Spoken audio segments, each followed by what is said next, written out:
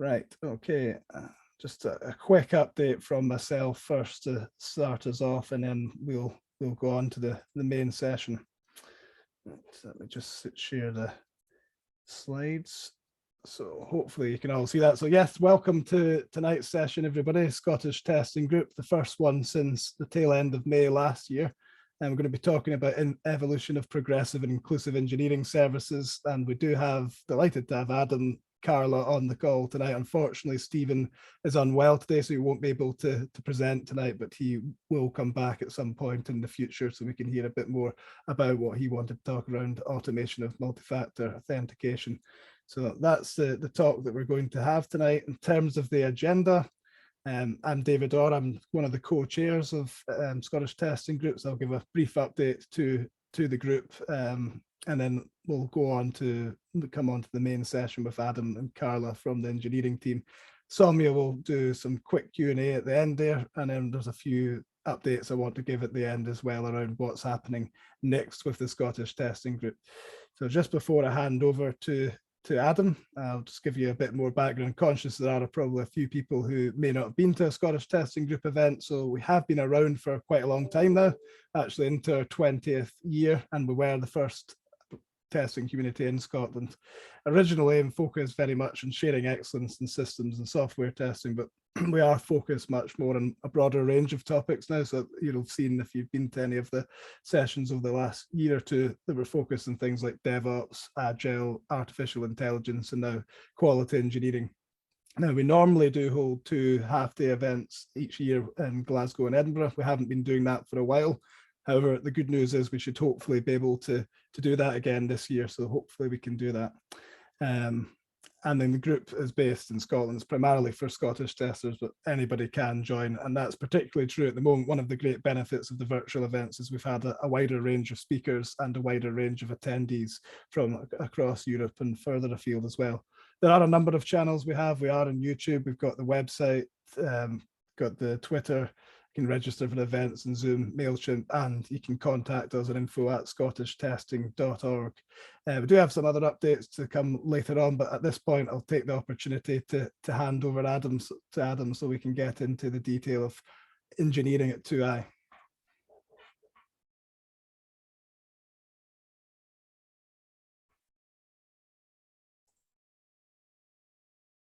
Thank you, David. So can you see my screen now? That's good news. Okay, so first off, my name's Adam Pettman. I'm the head of engineering at 2i. I've been with the company for 2 and a bit years now. And during that time, we've gone from 0 engineers to, I think on Monday, we'll have around about 50 engineers as total. I'm going to walk you through the journey of how we've gone from 0 to 50 and share some of the details along the way. So let me click through this.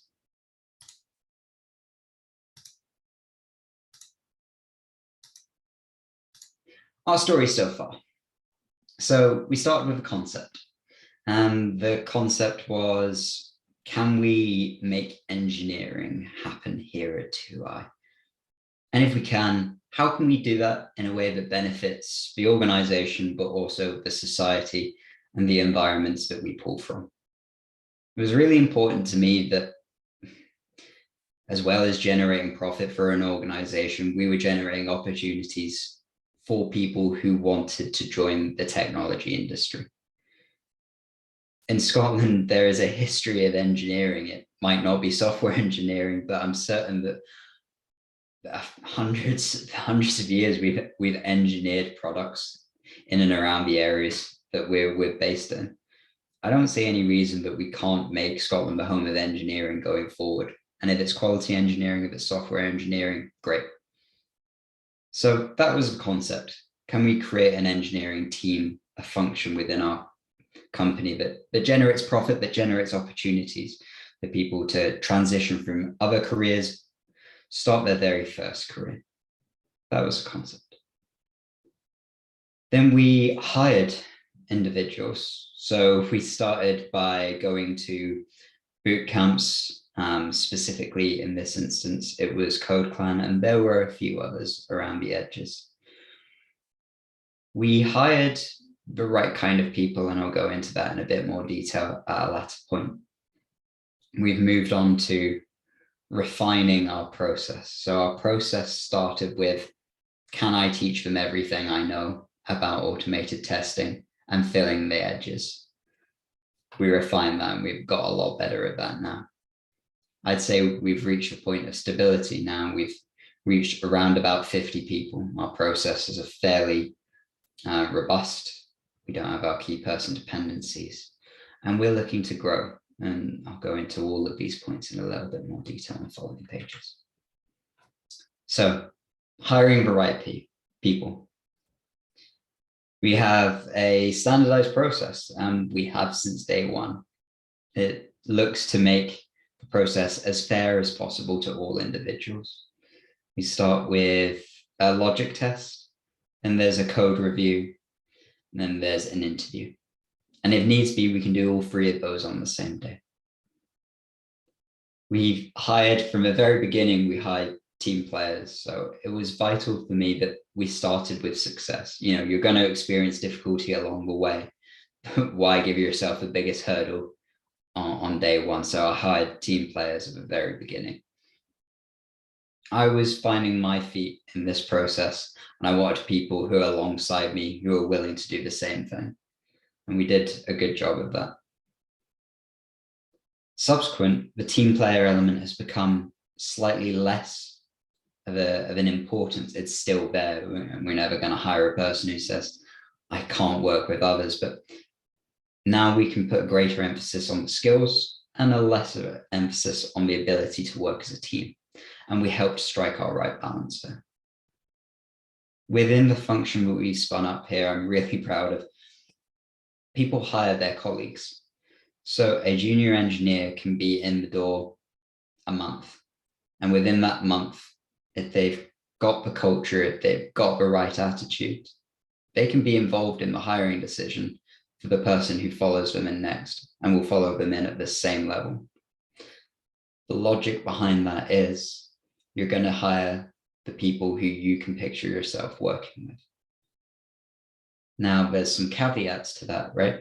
Because I want to control the individual's biases and some of the subconscious biases. And that's where governance comes in, governance versus control.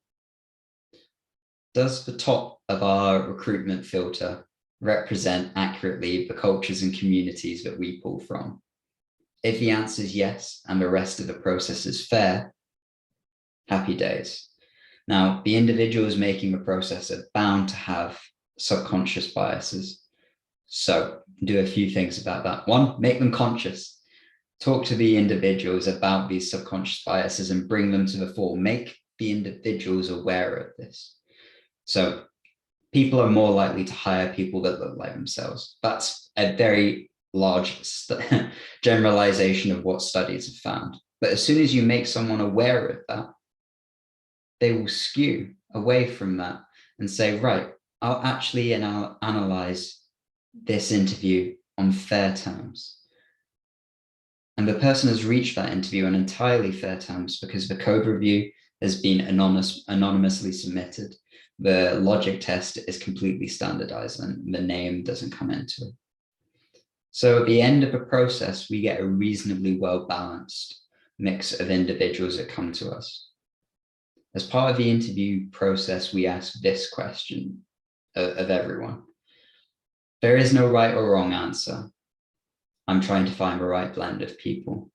Do you consider yourself an introvert or an extrovert? And the follow-on question is, how do you make the most of someone who is the opposite, an introvert or an extrovert?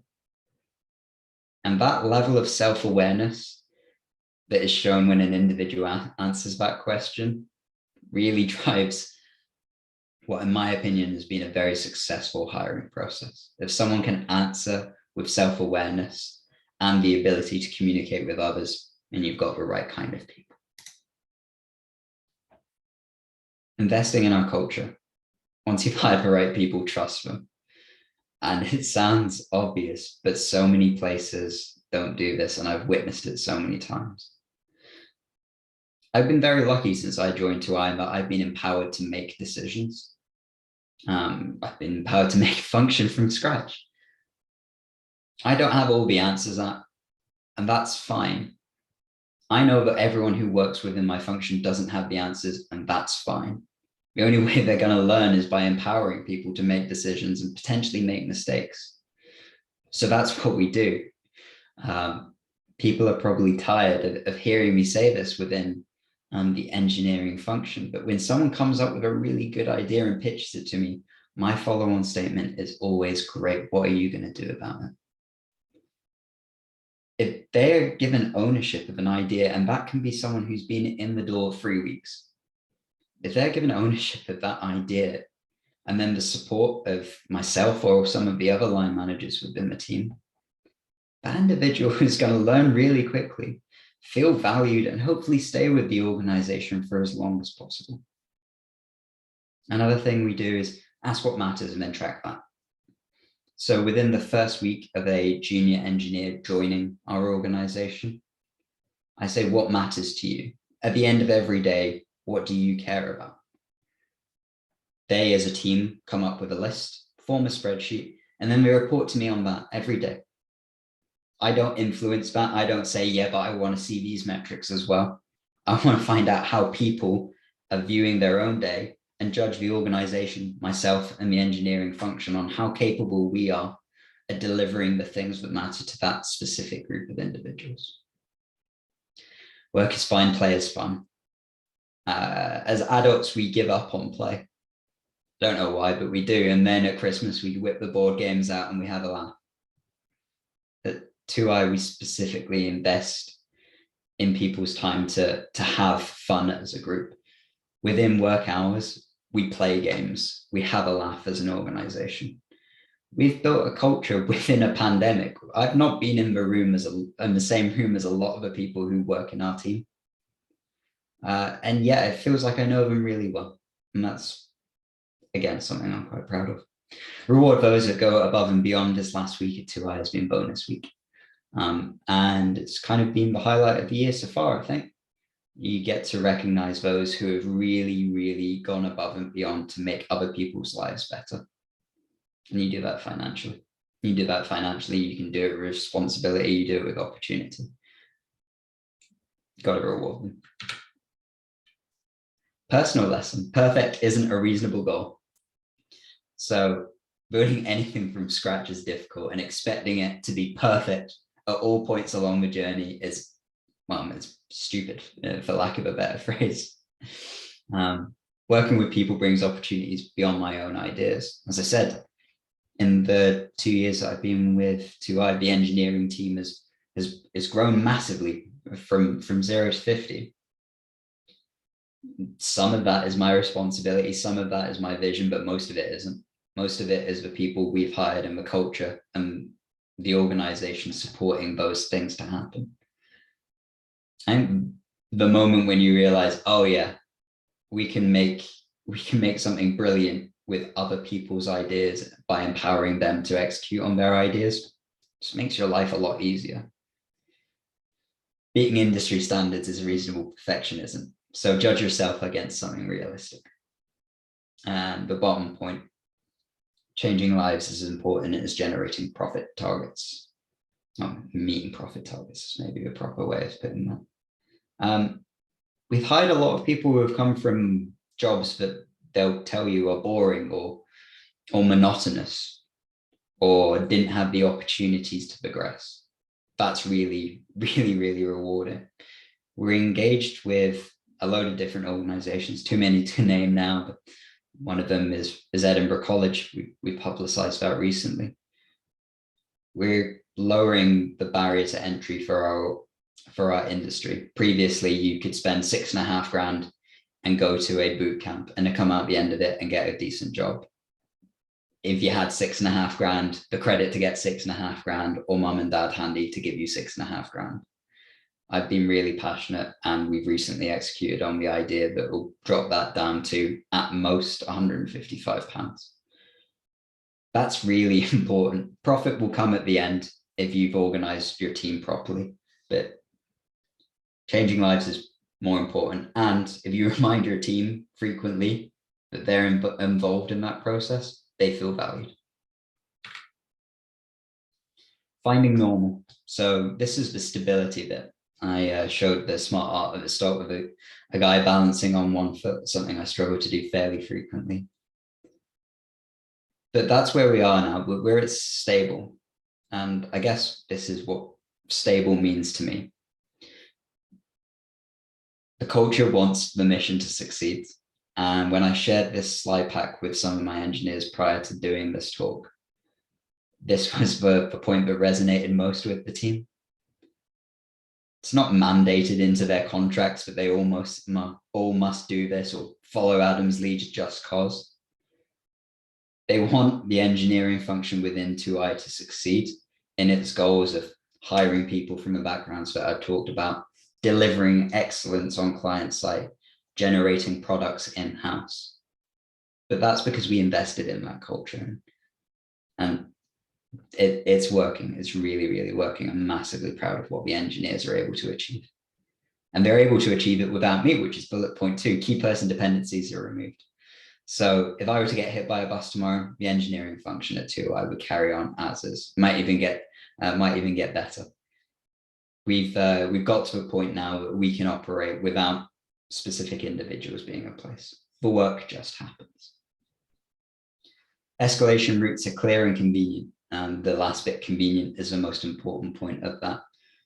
Far too often someone says, well, you know how to escalate it, but it takes a week to do so. Who cares about that? It's not really an escalation, is it? It's telling someone that something went wrong a week ago. We've got a really good process now where anyone can reach out to me, and the analogy is stop the whole factory working. Everyone has access to that big red button that can stop things if needs be, and everyone's empowered to do that. The hiring process sustains and it's minimal overhead. So people hire their colleagues, which means that I don't need to be involved in all of that process. People are empowered, they can make those decisions. Growth. So what does the future look like? So now we're at stable. We're going to pull from different sources of potential candidates, and we're going to massively expand the number of sources that we're pulling from. Specifically, we're reaching out to communities that support the underrepresented groups in our industry, because we can, so we should. So we're going to do that, and we've partnered with many 3 or 4 non-for-profits now in order to make that happen. We're also partnered with Edinburgh College, and we've got another 2 announcements to come in the next 2 months. Structure. So we need to improve our line management structure so that I can delegate responsibility better within the team. And then training. People want to follow 2 footsteps from within the team. And this is vastly true, maybe true of 95%. I don't believe anyone within our team says I'm only interested in the keyboard. So hitting the keys in the right order to make the code happen. Interestingly, a lot of people say that when they interview with us initially, and they drop that idea fairly quickly afterwards because, well, I perceive it as the community and the culture of 2i has reminded them that actually dealing with people and helping others can be fun. So it's either someone wants to be a manager and grow a team or grow a product, grow an initiative, or they want to be half keyboard, half manager.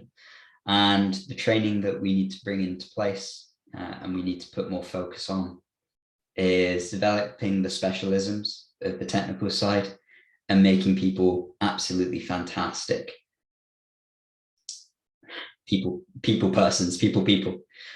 ability to care about their colleagues. I'm a mental health champion at 2i, and I'm going to encourage some of the other engineers to follow that training as well, because it means that if you're capable of helping people in a moment of crisis, then you're capable of helping people along the process before they get there. And that's massively important, especially during the pandemic. So that's where we're going. Hopefully that's been a walkthrough of where we started, how we got where we're going, how we've got where we are, and where we're going to go in the future. And with that, I'll hand back to yourself, David. Thanks, Adam. That was really, really good. I think we could either do, if there are any questions, we could probably add any of those in just now. Otherwise, we can go to Carla and maybe come back to questions at the end. If anybody does have a question, please feel free to put one in the chat or the Q&A. Or as we can't, panelists can't add into the Q&A, which is always a little bit of a disadvantage. But I was interested in how you actually identify the team players, Adam. So initially, it was really important for me to find the team players. So I focused extensively on the questions in the recent months. How have you collaborated on code? And they could answer that reasonably well. I often found that when I was interviewing, people were massively nervous, and still to this day, I drop into some of the interview processes halfway through, and you can see people go about like that. And I'll ask, right, what do you do in the real world? We'll talk about work in 5 minutes once you're comfortable, but what does the real world look like for you? Do you play sport? Do you go to the gym? Do you play video games? And once people got talking about what they're comfortable, they often reveal the team scenarios that they feel comfortable in. Or, yeah, I lead a group of scouts. Or, yeah, I work with the Girl Guides. Or I'm a PT instructor in my spare time. And those experiences and those ability to talk about the times that I feel comfortable working with a group of people were really revealing, right? And it's superbly useful. If someone can't show me that, yeah, I know how to collaborate working on code, yeah, I know the exact details of GitHub, well, maybe you worked on reception at a hotel before and then taught yourself how to code at night. Specifically, we have recruited and hired that individual, but you can tell me how well you played on a netball team, and they did. And that convinced me that they were really, I mean, in that case, they were literally a team player, but that convinced me that they were a good team player. So it's kind of looking outside of a workplace for that experience. Does that answer your question? Yeah, it does, yes. The other question I had was around the rapid growth element, in that, again, in my experience, having been through, well, a long experience with a good number of companies, that all of this works well at around about the 50 to 100 people type mark. If you continue on this growth pattern, how do you anticipate keeping this culture alive as you grow? Yeah, superb question, and one that is actually getting the vast majority of my focus right now. So I think there's a point we need to accept, which is that this specific culture won't continue. Our version of this culture should continue. I built this culture to this extent, and in the future it needs to sustain without me being there. So what we plan on doing is, without giving all the industry secrets away, we're going to form pods of people that will have their own distilled version of this culture. So we will onboard people in groups, as we have done to this point, and they will form their own group dynamics and exactly how we have to this point. But the oversight and the calibration is going to be by the people who have been, initially by the people who already are within 2i, and then subsequent to that will be line managers who we brought in specifically with the mindset of, how are you going to build your culture? How are you going to build your culture that fits within the ethos of the engineering function? So that's the way I think about it. It's not continuing this culture, it's continuing the approach that built this culture. Okay, brilliant. So tell me. Adam, thank you so much for incredibly inspirational talk. And may I say, I've been so impressed and in deep admiration of the phenomenal trajectory that the engineering services have had in 2i. I've been a witness to how amazingly well it's shaped up. The well-rounded training, the active knowledge sharing, the focus on well-being, promoting opportunities. I think you embody a lot of amazing leadership skills. And to me, you stand out as one of the amazing young leaders we have, and I've witnessed someone who's really grown into that role. And that's my question really about yourself and what it's been like, your journey. How did you have to kind of modify yourself into this fast growing function, being a lead of this incredibly fast, significant sized function? How's it been for you? Well, thank you for your kind words, Somi. I do appreciate that. It's been a massive journey. So 5 years ago, I said that I would never line manage a person because people are a total pain in the ass, like verbatim. I said that many times. And now, like, it's the best bit of my job. Like, it's the technical stuff is fun and it's interesting, but building a community of people that care about the same thing and the culture wants a mission to succeed is the thing I care about most. So that's a massive progression. I think the steps that I took to take that were kind of taking a long, hard look at myself before anything else.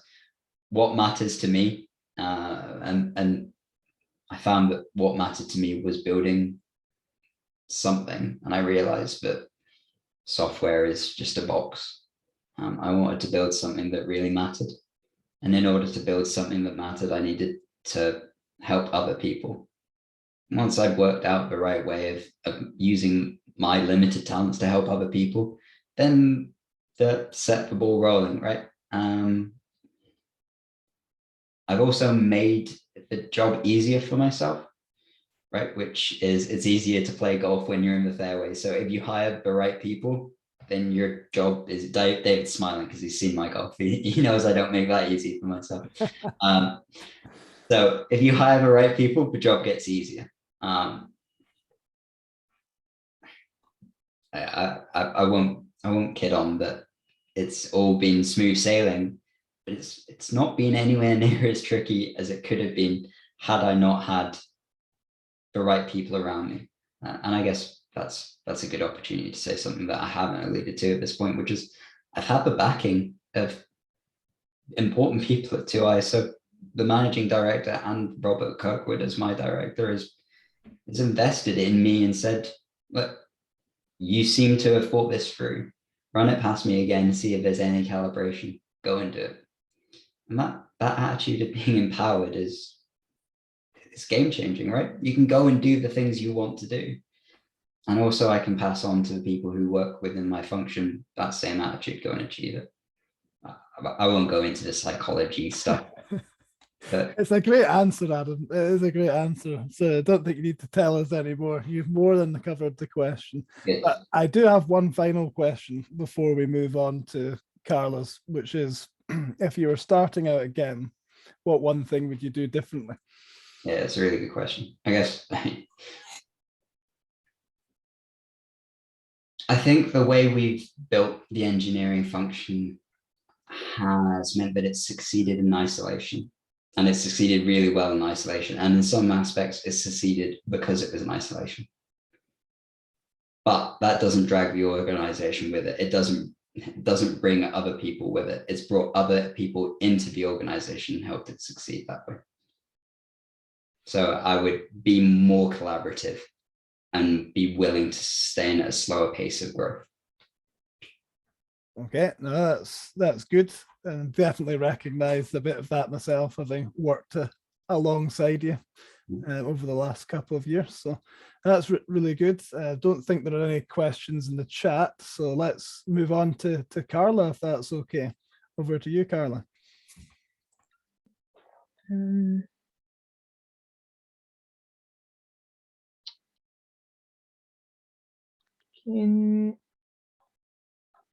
Can you tell me if you're seeing my screen? It's just loading just now, yeah.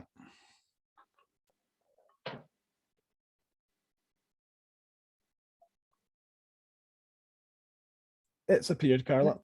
Yeah, okay, cool. So good evening. My name is Carla, and I'll talk a bit about career changing, especially my personal experience with this. So kind of the first question that everyone asks me when I mention that I changed career is, why? Why change? So there are several reasons to consider changing career. And I found this survey, and the most common one that they found out. In my case, let me tell you about my personal journey. I spent more or less 10 years studying biomedical science, from undergrad to PhD, and even worked for some years as research associate. So this question, the why change, or why am I thinking about change, that everyone's asking me, and I started asking myself, why am I throwing away everything I built or studied? It was more than 10 years. Why? So for me, during this time, my values changed completely.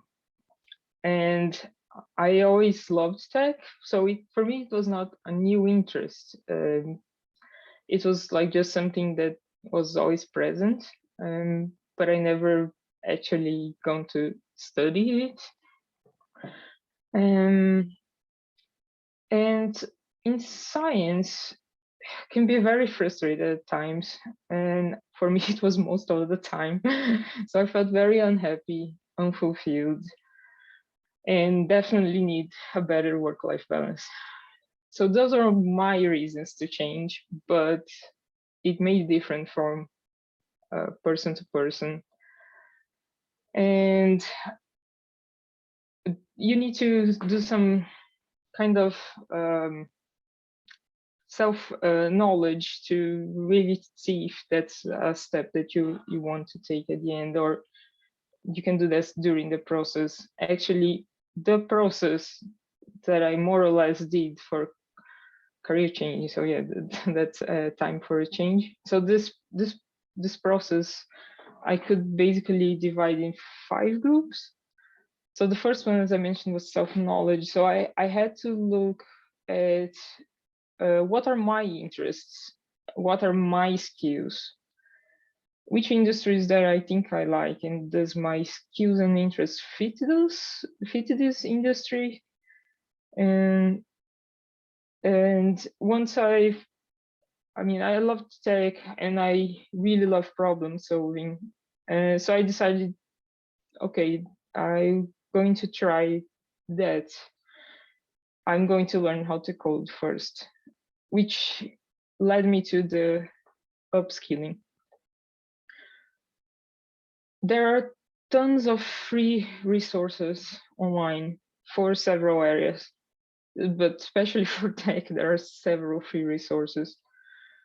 I'm going to show some slides with free resources for people that are thinking about changing to tech, to learn how to code, because I think they are a good way to start, and you don't need to spend money with that if you just want to see how if you like or not, or if you have more difficulties or not. And then if you want to continue with this journey, you can go to paid or get some deals and the paid ones as well. There's always things online, several sources. And once you feel comfortable with your new skill set, you can start getting some experience. For tech, I think that part is a bit more easier than other areas, because we can build personal projects, for example, like a web page, an app, browser extensions, or we can contribute to an open source project.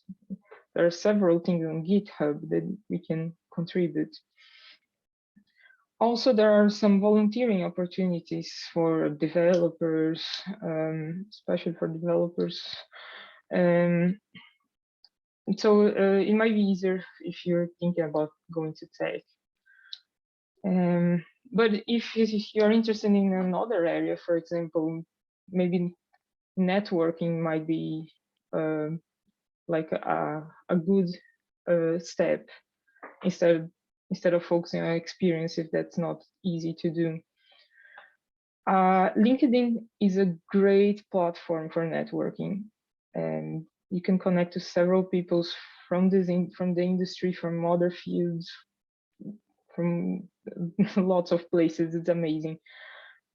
But please don't just add lots of people for like no reason, or copying and pasting intros on there. There are tons of online resources to learn how to approach people on LinkedIn. And yeah, I studied that before doing this part of the networking, because I started doing that, and there was no response from people. They received several of these types of connections, and they sometimes don't reply to all of them. So you need to engage more properly first. One thing that I cannot recommend enough is meetups. Meetups kind of changed my life. I strongly advise participating in meetups. It's a platform of groups that they advertise or schedule events. Most of them are online, well, since pandemic at least. And there are a ton of groups there. For tech, there are several, like Ladies of Code. It's very good. I really recommend the Glasgow one of Ladies of Code. BBC Tech has amazing content. There are several there. It's very good to meet new people, to interact, and also to learn, because it's also a space for a seminar where you can learn things. And especially for me, what the meetups were so amazing is that during this process, like, these steps took me a long time. So my life was full of ups and downs. When I was doubting myself or doubting that I would succeed in the change, I started to go to the meetups, and then I met people from the area that I was looking to go, and hearing stories that other career changers, people that did the same thing that I'm doing, I could see that it was possible. And for me, this was like a fuel to keep going. And that was, for me, it was one of the most important things in my journey, to talk to other people and in the same process that I was doing, or that did this process before. And the last step would be like the jobs. So when you're confident to start applying for jobs, just do apply for several. There's no shame in that, because you probably need to apply for several. And actually, each job application or each job interview is also an upskilling and experience, because if you come from a completely different field like I did, the approach for interview is very different. So it's something that I was learning along the way. I did more or less 10 interviews, and the first one was terrible because it's completely different to what I was used to. But I was learning and getting better at it. And so it's also an upskilling. And a good example of this as is an upskilling, it is important to try to take most of the interview process, is when I think around June, July, I did an interview with pair programming, where they wanted me to build unit tests for the coding challenge that I submitted. I had no prior experience with testing before that. And so when they mentioned that I would do that, I started to go and Google and learn everything that I could to start the basic, at least, although I don't come to the pair programming not knowing how to set up the jest, at least. And I learned a lot that day, and I learned a lot in the interview. The interviewers got me some great inputs and taught me some nice things with the tools that I was using. It was my first experience with testing that I just learned because of that interview. And I liked it. And I decided to learn more after that. And a couple of weeks after that, actually, I was submitting my coding challenge for QI. And I added the unit test to my code because I learned that because of the other interview. So I don't know if that's the reason why I'm here today, but definitely contributed positively to my application. And so apply to several jobs, get more experience, learn as you go, and improve. Always try to improve. It's all of these steps are learning experience as well. So, but also just bear in mind that change, it's a process. It takes a long time. It's not an event. It won't come overnight. For me, it took more or less a year, a bit more than that. And I was also working at the same time as learning. So it was difficult. It wasn't easy and smooth, but it was great for me. And I think this cartoon kind of explains, but the thing is, the career changing process for me was several ups and downs like this, where I always had some resistance or I start to doubt myself in the downs. But then when I overcome that or got rid of the self-doubting thoughts, like the ups are very rewarding. And this process is full of this. So really, if you're down, try to talk to other people that pass through these, that have experience with what you're trying to do, or if it's just for career change in general, if you think it's going to take a long time, or if you start to doubt yourself, talk to other career changers. It helps a lot. You can see that it's possible and you can continue. It's important to always keep going, just keep going. And once you've done it, hopefully you feel like me and most of career changers, okay, is happy, more satisfied, more fulfilled, and less stressed. I honestly feel that I achieved much more in these 6 months at UI than working 3 years in academia. And it's not just for professional and personal development, which were huge, but also for contributing, giving back to society. What Adam mentioned, our talks with groups, that kind of was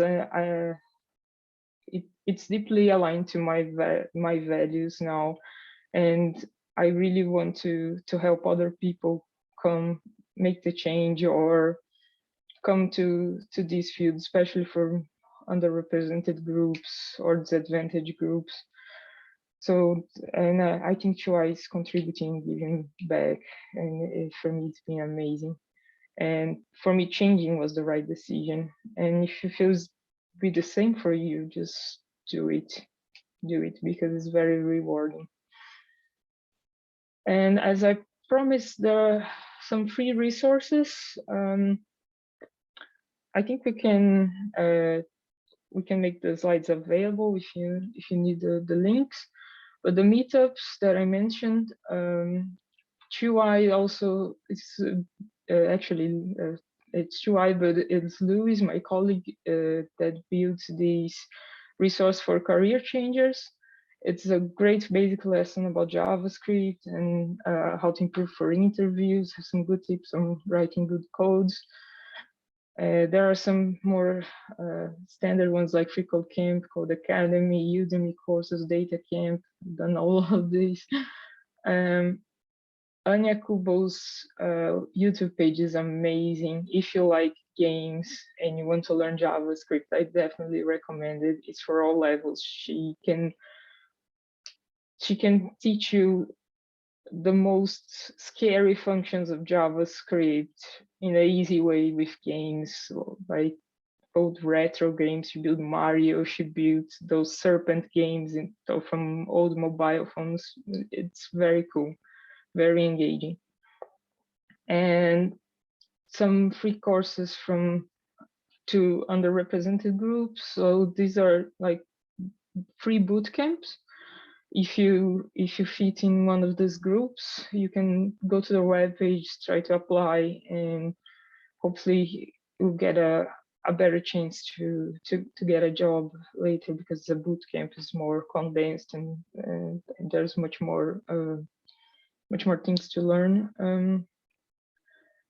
And some more specific topics, if you want to study Java, JavaScript, Python, Postman, Git, or HTML, or develop like web development. So Lewis compiled that list of courses. So if you want to study some of the basic things of that, just go for these links. They are great. And that's it. Thank you very much. I'm open to questions if you have any.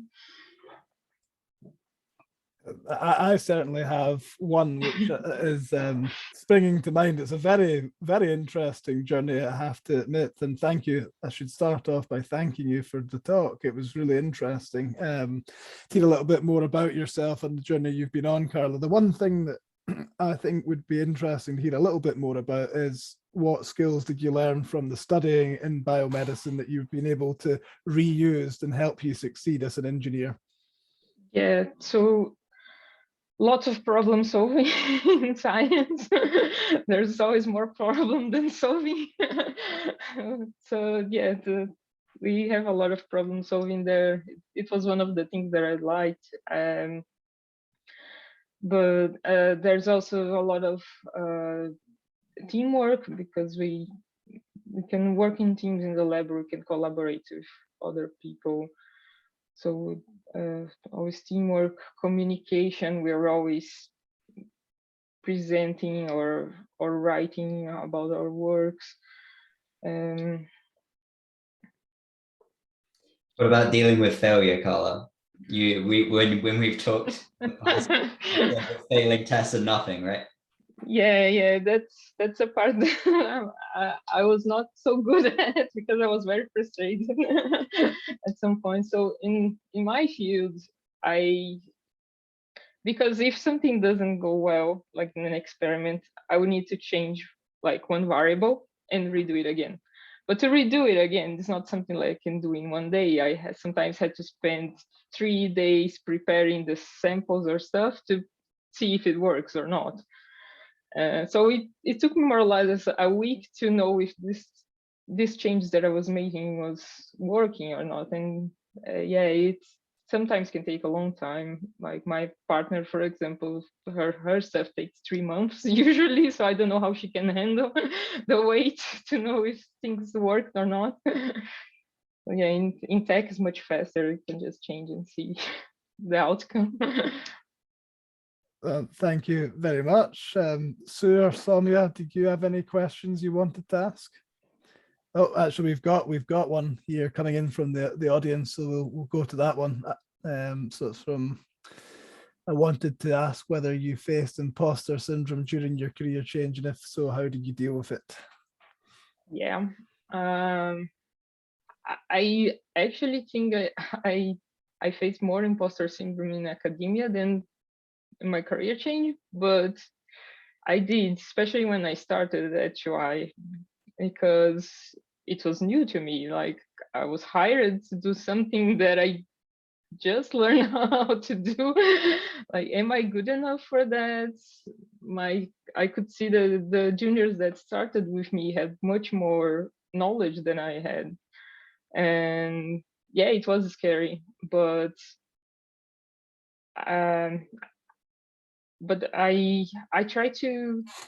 just try to like give my best, and enjoyed it. We all had to do the training, so we all were learning the same things, and I could see that I was learning it while I actually at some point could help them when they were having issues. So I started feeling more confident as well in this process of the training. See that I could do it basically, and also there is a nice image that I actually need to print it and put in my walls, but it's just something for imposter syndrome that it's basically in your head. You think that people might be thinking that you're not good enough or things like this, and then it's basically a cartoon. So and then someone asks you, but did this person say this to you? Did they actually say that you're not good enough? And then the other one says no, and then it's only in your head. Then it's not necessarily is what this person thinks. So for me, it's like always trying to remind myself that it's probably just in my head. It's me telling myself, but I can do it. I think, Carla, you've consciously pushed yourself outside of your comfort zone. Would you say that's true? Yeah, I can say that's true. I always try to push myself outside the comfort zone.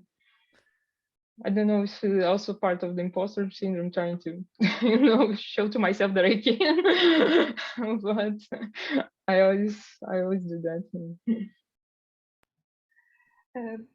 Carla, may I say what an amazing journey you've had, and it's incredibly motivational. And I have to say, I could relate to so much of it because I actually come from an electronics background. I did my undergraduate degree in instrumentation and electronics, and when I got into IT, it was a bit of a learning curve to learn programming and then eventually getting into testing and picking up all the skills. And I feel it's again become a common theme because now people with manual testing experience have to move on to more automation and kind of again transitioning into programming side of things. And it's a lot of things that you mentioned. I'm sure many people can relate to, whether or not they're changing careers exactly. I think even within testing, a lot of what you mentioned is perhaps people go through. And something I wanted to ask you in terms of to me the toughest part of transitioning from one space to another was when you really think you're giving it your best and you can't see the results immediately and you start to lose motivation and faith in yourself. Have you had those moments, and is there a mantra you tell yourself to keep yourself going? Because I feel that's the point when you decide whether you're going to give up or you're going to persist. Have you had such experiences? Because I have had some moments when I came very close to thinking, my God, what am I doing? I should actually not try anymore on this path. But to me, there's one mantra I tell myself: I might give up, but not today. Until tomorrow. So, is there anything that you want to share that you tell yourself to get out of that low point of learning and development? Yeah, that's a good one. I don't have like a mantra, but I really believe that sometimes we just need to, or either sleep or go to a walk, fresh our minds, and look at the problem in a different perspective or a different way. Because most of the times when I'm banging my head on the wall, like not getting things done, sometimes it's just like I mean, the answer comes later, not when I'm in that state of panic and nervous and lack of motivation. It's when I'm kind of fresh. So I always try to, okay, let's go for a walk. Let's do something different and start again, either tomorrow or later. Or... Yeah, The subconscious mind will give you an idea when you're not thinking about it. Yeah, that's definitely good advice. I'm Yeah, sure we've all thank you. experienced that one. Absolutely. No, absolutely. Change of perspective. Sometimes that kind of, yeah, brings in a better place. And sometimes I think we underestimate our own abilities to rise up to a challenge. You have to have that gumption to keep going, no matter how hard it feels. So, thank you, Carla. Thanks for the amazing talk. Thank you. Okay. Sue, did you have any final questions to ask? Are you okay? Not really a question. It was just interesting that on the slides, the job change slides, at the bottom it was saying midlife crisis. So my only observation was that it's not really just midlife, as proven by yourself, Carla. It's at any point you can recognize that you need to have a look at what's happening. Would your skills be better suited to a different area, different career? Would you be happier in a different area? So it's not just midlife, it can be anybody, anytime, any place. So yeah, I started out in construction, building and construction.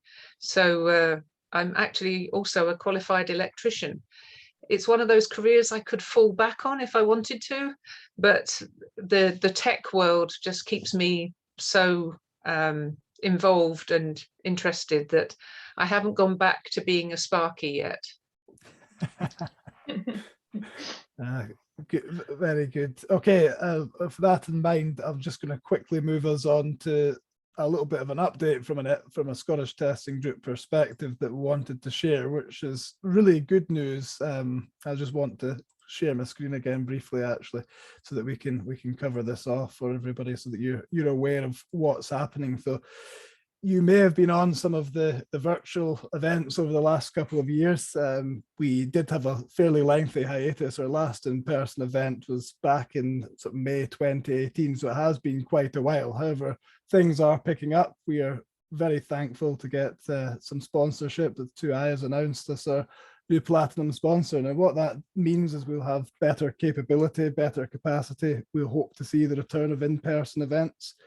Probably this summer and probably again in the autumn, so look out for those coming.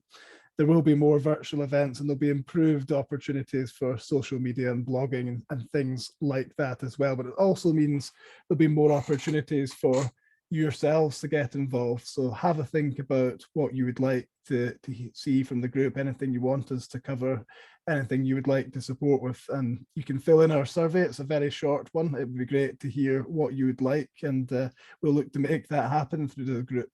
And you can also contact us on the info@scottishtesting.org should you have an idea that you wish to share or want to support us in some way. So we would love to hear from you.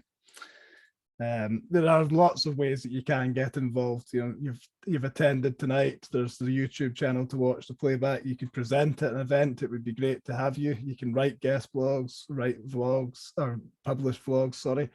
Lots of good ways to get involved. So any ideas, please do feel free to come forward, again on info@scottishtesting.org. And it's good to finish with some very exciting news, but I'm not going to steal the thunder on this one. Soumya, if you'd just like to come in and give a little bit of an update around our next event, please.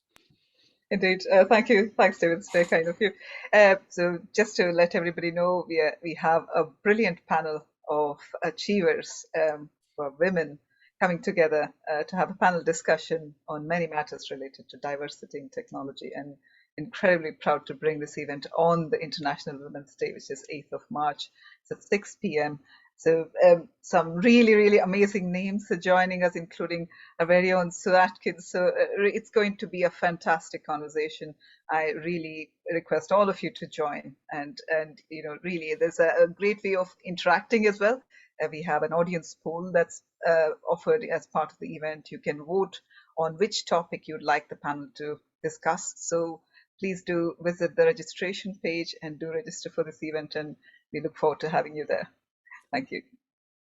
Thanks very much, Soumya. And yes, thank you again to Adam and Carla for wonderful talks. Very, very engaging, and lots of ideas in there. And yeah, really a good kind of honesty about it. Just very, very relaxed. And yeah, I really enjoyed both of them. So thank you ever so much on behalf of everybody involved in the group. And thank you everybody who's attended tonight. We do hope you will join us for future events, in particular our next one on the 8th of March. So on that note, I'll say have a good evening, everybody. Thank you. Bye-bye. Cool. Thank you. Take care. Bye-bye Bye. now.